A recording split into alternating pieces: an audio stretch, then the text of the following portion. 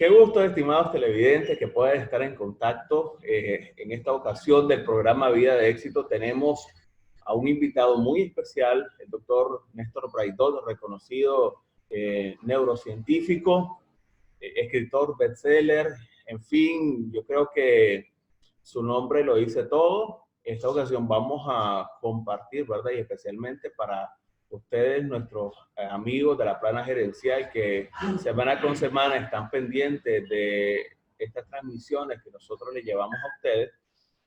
Bienvenido, doctor Braidot. Gracias, muy atento, y saludo a toda la teleaudiencia, que me parece importante que hablemos de estos temas en el contexto de un mundo que está cambiando y cambiando tan rápidamente. Y es un placer estar contigo y con tu audiencia. Muchas gracias, doctor Braidot.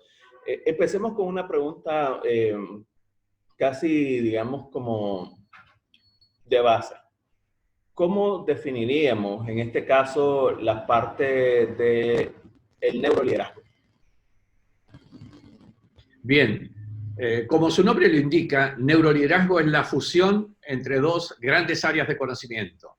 El liderazgo, por un lado, en el sentido de lo que hemos conocido estos últimos tiempos sobre el liderazgo, y el aporte que nos ha hecho la neurociencia, es decir, el conocimiento de cómo funciona el cerebro. Esto implica entonces reformular todas las metodologías de liderazgo en términos de lo que este enriquecimiento del conocimiento del funcionamiento del cerebro nos produce. Por tirar de inicio algunos tips sobre este tema, conocer cómo funciona el cerebro significa cómo podemos motivar un cerebro. Conocer cómo funciona el cerebro significa entender cómo toma decisiones el cerebro. Conocer cómo funciona el cerebro significa conocer cómo crea creatividad y cómo decide en términos de inteligencia y cómo desarrollar inteligencia.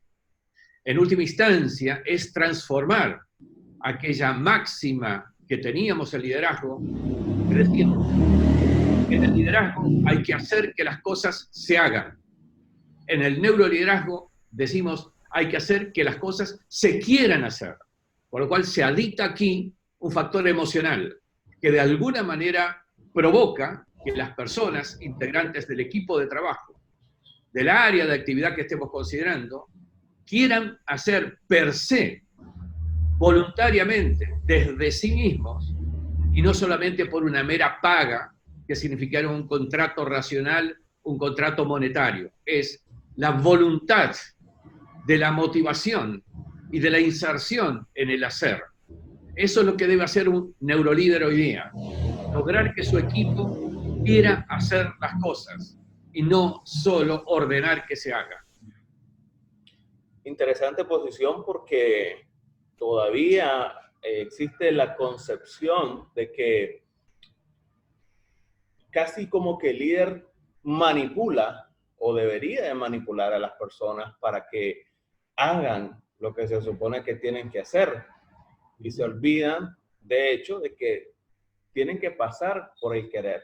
Y cuando a veces se trata de llegar a ese punto, al final los mismos colaboradores resienten un pésimo liderazgo y no se obtienen los rendimientos que se debería estar esperando que se tengan. ¿A qué se debe esto, doctor Braidot? Bien, vamos a analizarlo con dos o tres planos de consideración lo que acabas de mencionar. En primera instancia, hay que tener en cuenta que la fuerza que cada persona aplica a lo que hace, a la actividad que tiene que hacer, va a depender en dos planos de dos factores diferentes. Uno, la mera conveniencia por lo que recibe a cambio, y el otro, por la decisión interna, por el motor propio de hacerlo. La primera se logra en un acuerdo que queda en el plano meramente consciente, racional. La segunda va a la mayor profundidad, más metaconsciente, donde se involucra el querer de la persona. El segundo tema que me parece importante hasta ahora decirlo, en este momento y en este punto específico, es que la neurociencia ha descubierto, hace ya algunos años, no tantos, pero hace algunos años, ha descubierto lo que se denomina neuronas espejo. Las neuronas espejo implican que cada uno de nosotros en el cerebro de cada uno de nosotros un conjunto de neuronas que se activa espejando el comportamiento y la actitud del otro y no por activación propia del propio sistema nervioso. Consecuentemente, cuando un líder tiene una determinada actitud, cuando un líder tiene una determinada impronta, cuando un líder pretende, aunque no lo diga explícitamente, manipular al otro, esto se va a traducir en una estimulación en el cerebro de su equipo, de su liderado, con ese concepto de pretensión de manipulación, de pretensión de obligación, incluso más, la actitud adusta y muchas veces demasiado estricta, cerrada, de líder autoritario, se traslada al otro y el otro recibe ese mensaje. Lo recibe sin darse cuenta muchas veces y consecuentemente genera una actitud en él mismo coherente con esto, con lo cual se producen dos polos de no coincidencia, de la misma actitud que asume el líder provocada en su liderado. Entonces, entender cómo funciona el cerebro significa entender que tenemos parámetros de funcionamiento y de influencia e interinfluencia recíproca mucho más importantes, mucho más decisivos que lo que consideramos hasta hace algunos años atrás en la era previo neuroliderazgo. Esto es un poco el esquema del por qué digo quienes pretenden ser líderes tienen que tener primero un conocimiento de cómo funciona el cerebro. Ya no existe disciplina en las organizaciones que se pueda dar el lujo de desarrollarse exitosamente sin conocimientos de cómo funciona el cerebro, incluyendo incluso áreas tan difíciles de aceptar en este punto como las finanzas. Hubo un congreso de bancos, un congreso multinacional de bancos, donde me pidieron justamente una conferencia sobre neurofinanzas. Un ámbito de numeritos y tasas que hasta ayer considerábamos que era solamente esto y sin embargo también permea este tema. Por fin, entonces hay que decir que todo esto requiere conocimiento de cómo funciona el cerebro. Por eso en nuestros programas de posgrado que dictamos sobre este tema de neuroliderazgo, tenemos dos corpus de conocimiento que trasladamos. Uno sobre neuroliderazgo específicamente, pero el otro sobre bases de neurociencias aplicadas. El otro tema que hay que entender aquí es que ya no es suficiente con la mera apropiación intelectual de los conceptos, así sean de neuroliderazgo. Se requiere entrenar al propio cerebro a que desarrolle capacidades al interior de cada uno de generar estas nuevas metodologías y características. En definitiva, lo que pretendo decir es que ya no sirve más grabar fórmulas y recetas para aplicarlas luego, sino que hay que entender y comprender y estudiar cómo crear fórmulas y recetas. El mundo cambia y cambia cada vez más rápidamente. El conocimiento de la humanidad se duplica cada 2 años, con lo cual, si tú haces un programa de entrenamiento, así sea en la universidad o donde fuere, a los 2 años eso perime, obsolece. Tenemos que incorporar ya no el conocimiento para aplicarlo tal cual en el futuro. Tenemos que estudiar cómo crear conocimiento. Y ese es el gran desafío. Por eso en nuestros programas, además de esto, del corpus de neurociencias básicas, más el corpus de lo específico, neuroliderazgo, lo que hacemos es, en paralelo, un programa de entrenamiento cerebral para líderes, que significa desarrollar inteligencia en el líder. Inteligencia para crear, no inteligencia para recordar solamente. Ahí entra el factor modelaje del líder, porque o es lo que puedo captar la idea, que al final del día no solamente se trata de hey, esto es lo que tienen que hacer y nada más, sino el factor modelaje.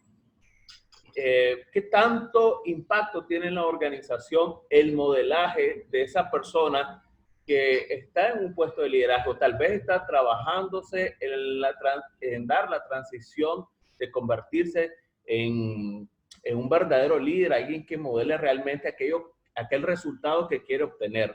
¿Qué impacto tiene el modelaje de algo incorrecto dentro de la empresa? A ver, hay algo que debo decir. Todos cometemos errores, todos cometemos equivocaciones porque eso es parte del ser humano. Es una característica del ser humano. Pero el error y la equivocación no debe quedar en una falencia. Esas son oportunidades de aprender correctamente. Todo error y toda equivocación es una oportunidad de aprender. Razón por la cual hay que poner al líder en ese camino de aprendizaje permanente. El líder no termina siendo líder y por toda su vida será tal cual en este momento es. Tiene que vivir un proceso de evolución, de mejora, donde esos pasos, que a veces son equivocaciones, son oportunidades de aprendizaje. Ahora, hay que ver un poco el concepto de modelo. Si por modelo decimos o definimos una forma de ser y de liderar rígida, yo estoy más en una postura diferente.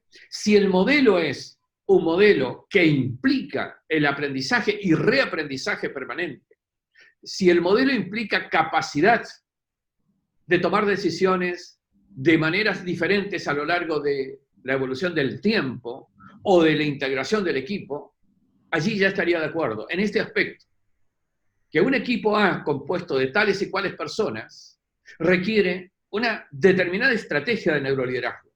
Otras personas con otras características requerirán otra estrategia de neuroliderazgo.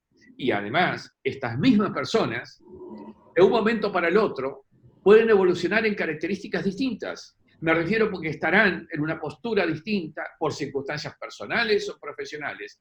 Y eso requiere que el líder lo entienda, lo comprenda y de alguna manera adecue su estrategia de liderazgo a esos cambios y a esas variaciones. Por eso creo que el líder es un neurolíder cuando en realidad incorpora su propia capacidad de cambio de sí mismo, de evolución.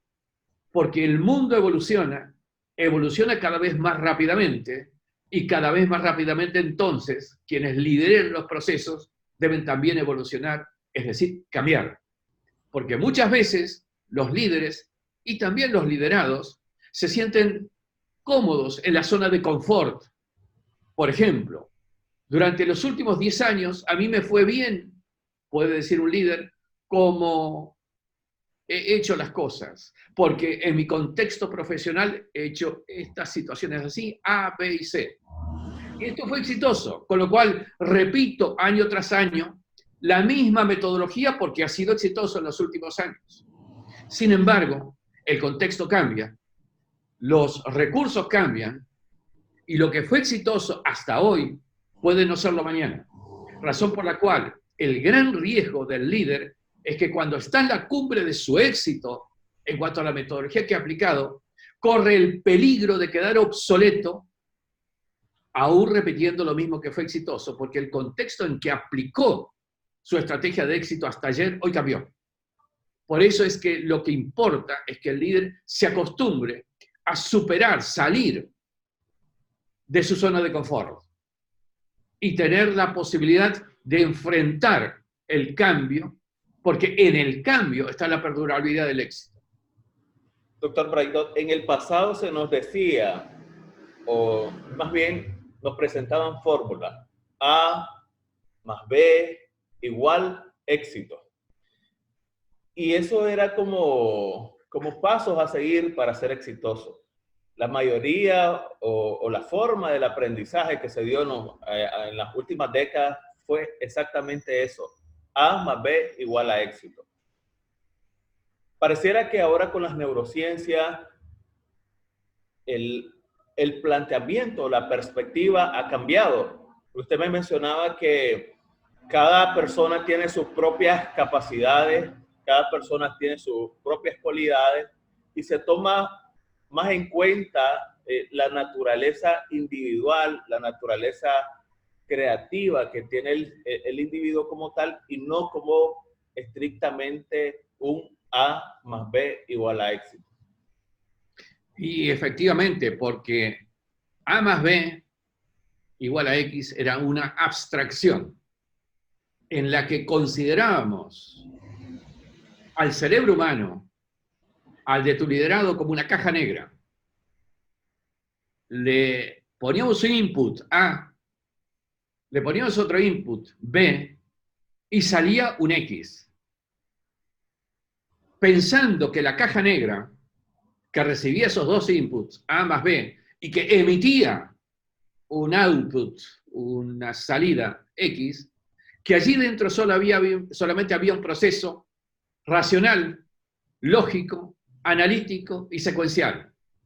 Cuando descubrimos la caja negra, hace escasos 20 años, en la década del cerebro, la década del 90, que permitió descubrir la caja negra porque aparecieron tecnologías que nos permitieron observar un cerebro humano en funcionamiento. No olvidemos que hasta finales de los 80 había que esperar que se muera una persona para estudiar su cerebro, lo cual no explicaba nada, porque un cerebro inerte de una persona fallecida no explica su inteligencia y su forma de comportar y decidir.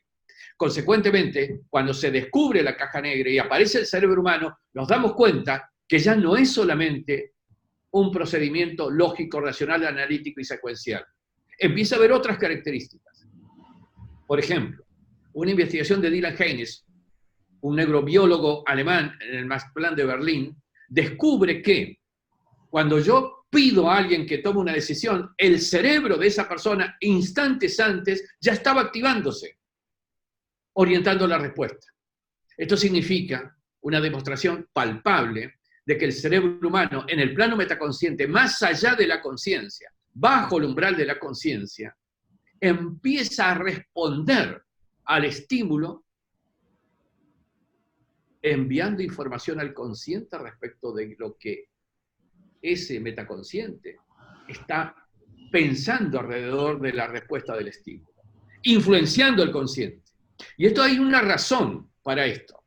Es que el ser humano, cuando recibe un estímulo, por ejemplo, la instrucción de un líder, por ejemplo, en el caso comercial, una estimulación publicitaria, un vendedor, en esos casos ocurre en el que recibe ese estímulo que en realidad estimula y saca de las profundidades una memoria que ya tiene grabada desde antes. Por eso por allí se dice que el ser humano es un conjunto de memorias ambulantes, porque a cada estímulo se saca una memoria de la profundidad y esa memoria, en términos de los resultados que obtuvo en esa experiencia anterior memorizada, eso lo revive y le va a condicionar, le va a orientar en la respuesta. En última instancia, lo que estoy queriendo decir, que el estímulo de hoy, en presente, en este instante, va a provocar en la persona que lo recibe que saque una memoria de ayer o de antes de ayer. Y esa memoria de ayer o antes de ayer, con su resultado o conclusión positiva o negativa, va a influenciar en la decisión de hoy. Por eso, por ejemplo, en un caso concreto que en muchos de nuestros países de Latinoamérica hoy día se está produciendo, un estímulo en la acción política, en los políticos, no evalúa lo que el político dice en el momento, sino que estimula en las personas lo que hasta ayer grabaron en la memoria, a favor o en contra, por lo que tienen grabado del mismo, del contenido, del partido, de lo que fuere. Pero son memorias que se activan en el momento presente, pero son memorias de ayer, que van a influenciar en su respuesta en el presente. Es sumamente el ser humano definitivamente emocional. Hemos podido darnos cuenta de el factor no racional, no tanto racional, sino bastante emocional del ser humano ante las respuestas. Y hablándolo específicamente, somos personas de que estamos respondiendo siempre desde el pasado. ¿Y cómo es posible hacer un cambio si nosotros siempre estamos respondiendo desde el pasado? ¿Cómo poder ejecutar ese cambio que necesitamos hoy si siempre estamos respondiendo desde allí, desde lo que nos pasó ayer?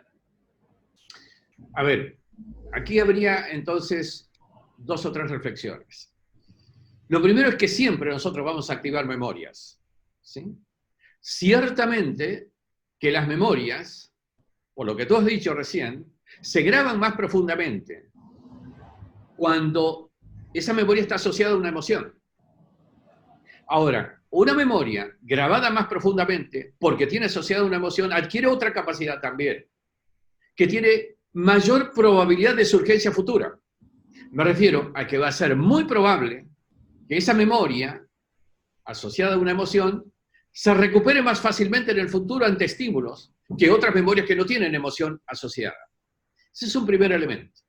El segundo elemento, a raíz de lo que tú has dicho, es de qué manera yo entreno los cerebros para que las decisiones de las personas sean más ricas, más actualizadas.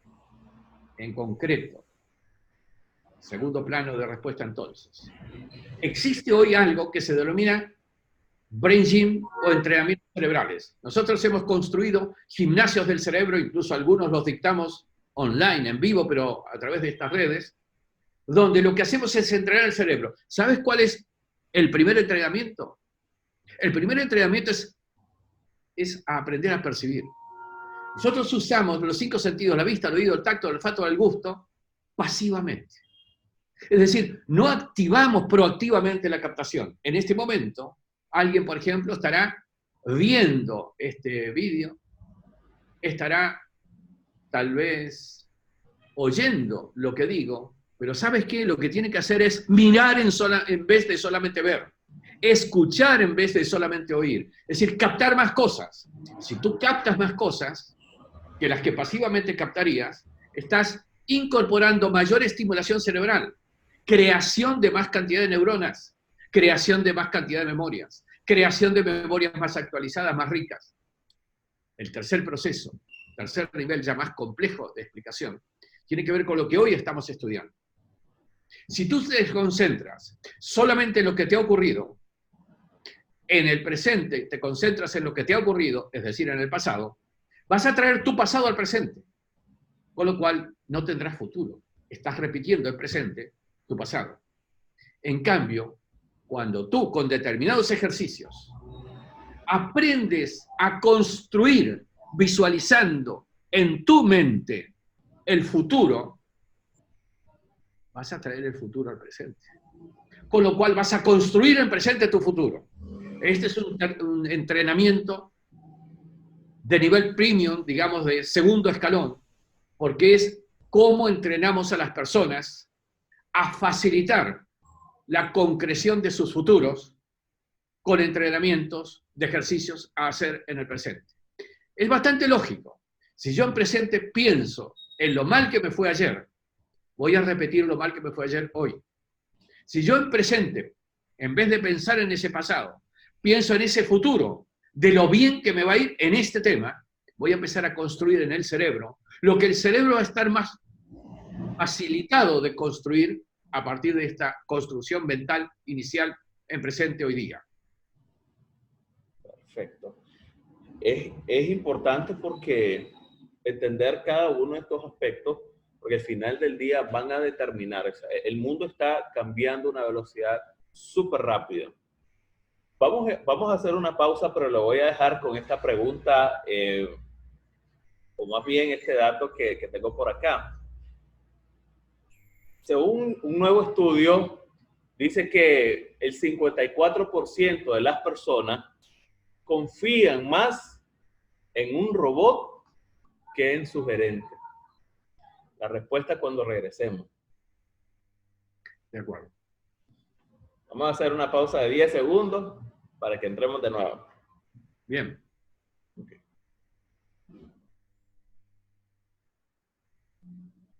Okay. Estamos de regreso al programa Vida de Éxito. Dejamos una pregunta para el doctor Braidot por acá y escuchamos su respuesta, doctor. Bien, tú has dicho, las personas confían más en un robot que en su propia gerencia. Acá hay un tema importante. ¿Sabes cuál es el segundo ejercicio más importante que yo hago en mi gimnasio cerebral? Es un ejercicio simple, que de paso lo relato, para que la gente, de alguna manera, empiece a practicarlo, incluso anticipando su futura inserción en un gimnasio cerebral. Todas las mañanas, primer minuto del día, te levantas, vas al servicio, al aseo, al baño, como se llame en tu país, y frente al espejo te ríes un minuto. aunque sea forzando la risa. ¿Sabes qué ocurre? Cambia tu actitud. Se endorfina tu cerebro y te cambia la actitud. Inicias el día con otra expectación, con otra posibilidad.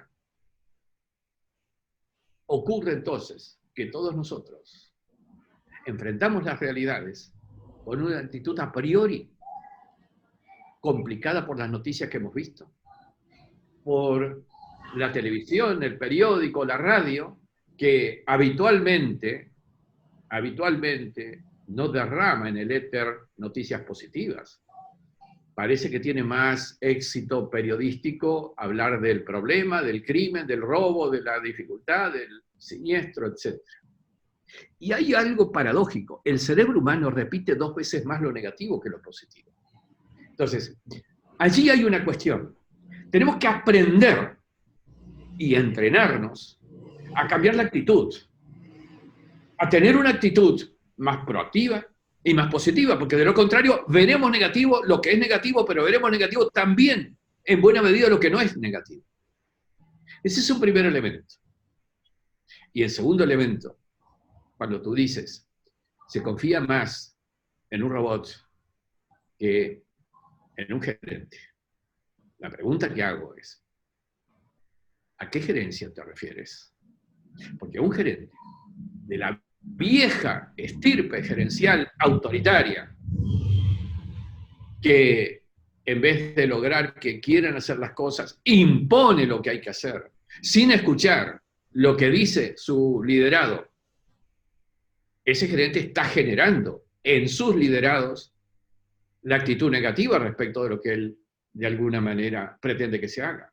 Con lo cual, es mejor un robot que no piensa, que no tiene actitud emocionalmente negativa, exigente, dictatorial, que el dictatorial, exigente y no comprensivo gerente humano. Por eso digo que las soluciones pasan primero por educar al líder. Cuando yo intervengo organizaciones con toda la disciplina de neuroliderazgo y neuromanagement, lo primero que hago es trabajar con el número 1. Porque del cambio del número 1 va a generarse mayor posibilidad de cambio en el resto. Porque en primer lugar el número 1, neuronas espejo mediante, va a insertar en los demás esa actitud diferente, distinta, que en neuroliderazgo llamamos el cambio actitudinal en el contexto de los grupos de trabajo. Definitivamente importante. Y para ir finalizando, doctor, yo veo, por ejemplo, en Latinoamérica estamos viviendo un contexto de convulsiones, movimientos y crisis. Y la posición de la mayoría de la gerencia, o esa vieja estirpe todavía, o ese viejo modelo de gerenciar es que estamos en crisis, vamos a reducir costos, vamos a despedir personal, vamos a exigir más, vamos a decirle a los colaboradores que se queden 5 o 6 horas más. ¿Realmente esto da resultado o tendríamos que cambiar? A ver, dicho de esta manera e impuesto de esta forma descriptiva que acabo de escuchar, evidentemente puede dar resultados negativos. Una persona con temor reacciona atemorizadamente, con lo cual ni siquiera va a ser sincera. La política del despido inconsulto, no conversado, la política de te quedas 3 horas más a trabajar, la política de la exigencia dictatorial genera una actitud correspondiente con ese nivel de agresividad. Razón por la cual claramente va a producir efectos peores que los que teníamos antes. Es cierto que el contexto de nuestros países vive ya no solamente en incertidumbre, sino también en riesgo, y con circunstancias muy claras de ese riesgo. Pero ciertamente también es que es el momento en que se requiere trabajar más en aspectos que están fuertemente insertos en el autoliderazgo emocional y en el neuroliderazgo emocional. Tenemos que trabajar contemplando al ser humano persona, no al que te vende 5, 6, 10 horas de trabajo por día. Ese es un ser humano. El que trabaja en tu organización no es una persona que tiene una actividad de 8 a 18. El neuroliderazgo debe comprender 8 a 18 y 18 a 8. Porque de alguna manera es el mismo ser humano el que en el periodo laboral lo tienes en tu despacho, en tu oficina, en tu ámbito de trabajo, así como está en su casa, en su familia, el resto del tiempo. Yo creo que aquí amerita producir un cambio profundo porque de alguna manera eso va a permitir transitar mejor los momentos de crisis, los momentos de dificultad. De eso es de lo que se trata entonces. Cambiar los estilos de liderazgo incorporando el conocimiento que las neurociencias nos aportan de cómo lograr que una persona quiera, no cómo lograr que una persona haga, sino quiera hacer. Es decir, un aspecto emocional volitivo propio, no una aceptación de una orden solamente. Esto creo que es el gran desafío que se nos impone, no solamente a partir de una era compleja, sino también a partir de los conocimientos que a esta era compleja nos viene desde las neurociencias.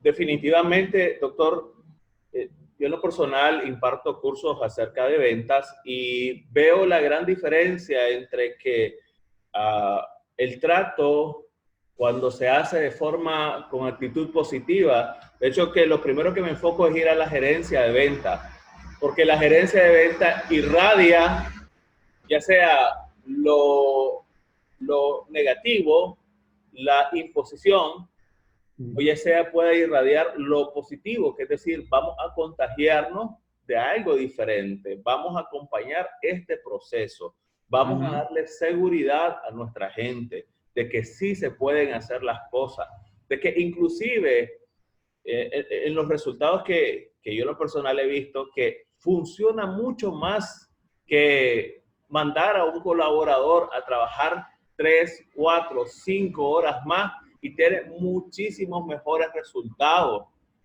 Acompañar al equipo de trabajo, ir con ellos, motivarlos, incentivarlos, decirle, ok, estamos pasando, el país está pasando una situación de crisis, pero nosotros debemos de tener una actitud positiva, vamos a salir adelante. Pero la gran mayoría de los contextos o de los gerentes de la antigua estirpe solo tratan de hablar y atacar lo negativo. Para mí realmente, yo creo que las neurociencias deben de tomar un rol muy importante. Hoy por hoy, en nuestra América Latina, que todavía hay tan fuertemente arraigado el concepto, el estilo, el modelo de la antigua gerencia, que se necesita realmente un cambio profundo de perspectiva, un cambio profundo de mentalidad y sobre todo un cambio profundo de gerenciar. Doctor Baidot, ¿cuáles serían sus comentarios finales? ¿Cuál es su consejo más bien a las gerencias que nos están viendo y que a lo mejor necesitarían algún cambio a partir de hoy? Mira, yo quisiera primero hacer una reflexión introductoria a las conclusiones finales. Yo vivo parte del tiempo en Latinoamérica, en distintos países, trabajando con mi actividad de conferencias, de cursos, de actividad en empresas, etc. Pero también vivo buena parte del año en el envejecido continente europeo. Con lo cual debo decir lo siguiente, el envejecido continente europeo tiene más recursos, pero tiene más, vamos a ver cómo definimos esto, actitud paquidérmica. ¿Qué quiero decir con esto? Mayor dificultad de cambio. Menor presión y tal vez menor obligación de cambio. Menor deseo de cambio. Latinoamérica, menos recursos. Pero Latinoamérica, más deseos de cambiar. A nivel individual y a nivel institucional. Acepta más el desafío de la evolución. Esa primera introducción me parece importante decirla, porque muchos en Latinoamérica se ponen a pensar añorando, ¡ay, qué bueno, qué lindo, qué tal! Allí en esos países, incluso al norte, y tú sabes a qué me refiero, al norte de Latinoamérica también. Sin embargo, cuidado, que el cambio verdaderamente profundo se está produciendo en muchos contextos, a pesar de las incertidumbres, de las dificultades, los riesgos y ciertas cuestiones que estamos viendo en algunos países, hasta incluso peligrosas. Ciertamente también hay que decir que esa posibilidad, capacidad de entrar a complementar las formaciones, capacitaciones, incluso formaciones universitarias que los gerentes latinoamericanos han tenido, incorporando todo el conocimiento de la neurociencia, que probablemente haya que hacerlo en programas extra universidad, porque no hay muchas universidades, y sí, diría casi ninguna, que pueden dictar formalmente estos contenidos. Quizás complementarlos desde ese punto de vista, para adquirir condiciones de liderazgo en conocimientos vinculados a cómo le va a funcionar el cerebro a tu liderado, a poco que lo estimules con tal o cual forma de estimular. Pero también, y fundamentalmente, cómo tu cerebro, el del líder, funciona. Y de alguna manera, cómo logras automotivación, cómo logras autoliderazgo emocional. Porque claro, si el líder derrapa emocionalmente, por circunstancias cualquiera sean, aunque sean tal vez comprensibles esas circunstancias emocionales difíciles, como el estrés, este es un tema que me parece que hay que considerarlo muy en profundidad. Eso va a provocar consecuencias en el liderazgo. Más aún, los contextos que hablamos recién, de dificultad, de riesgo, de circunstancias muy particulares que se viven en todos nuestros países, implica un estado de estrés. Un estado de estrés que con la perdurabilidad del estrés se transforma en un estrés crónico, que incluso afecta a la salud. Pero en situación de estrés, que muchos ejecutivos hasta les gusta porque hay una hiperdemanda, 2 teléfonos que funcionan, que llaman, o un par de asistentes que también piden, en fin, se sienten demandados. Ese estrés no es bueno. El estrés hace que el cerebro funcione reducidamente. Yo acostumbro a decir que el estrés jibariza funcionalmente el cerebro, es decir, lo achica. Razón por la cual hay que empezar a superar la denominada enfermedad del siglo, el estrés. Para lo cual, otra sugerencia de ejercicios. Hoy por hoy no se consigue un liderazgo exitoso si no hace una práctica diaria de meditación que le incorpore capacidad de superar las condiciones de estrés. Con la regularidad de los ejercicios de meditación en el mediano plazo, adquieren una capacidad incluso de no estresabilidad, lo cual está comprobado científicamente en muchas prácticas. Por eso son mis sugerencias. Cambiar la actitud, primer minuto del día. Acostúmbrese a endorfinar el cerebro. 1 minuto de risa, no cuesta mucho tiempo. Gozar la risa. Segundo, lograr que de alguna manera evitemos el estrés o superemos el estrés. Temas de meditación. Tercero, que es un gran elemento. Hay, con el ejercicio aeróbico, caminata, un caminador, un trotador, la calle, 40 minutos diarios, activas el hipocampo, y el hipocampo tiene que ver con aprendizaje y memoria. Vas a fortalecer tu capacidad de aprender y de memorizar, sin hablar de la neurogénesis que se produce por la misma activación. Y esto es importante. Creo que un líder moderno en Latinoamérica hoy requiere de preocuparse de un entrenamiento permanente en el día a día. Y este es mi máximo consejo de hoy, que podemos empezar a implementar ya mismo. Cuidar de nuestro propio cerebro. Perfecto, muchas gracias, doctor Braidot, por habernos acompañado en esta entrevista muy enriquecedora. Esperamos también que a nuestros amigos televidentes les haya sido de mucha utilidad. Estamos plenamente conscientes que sí. Yo en lo personal también aprendí muchísimo.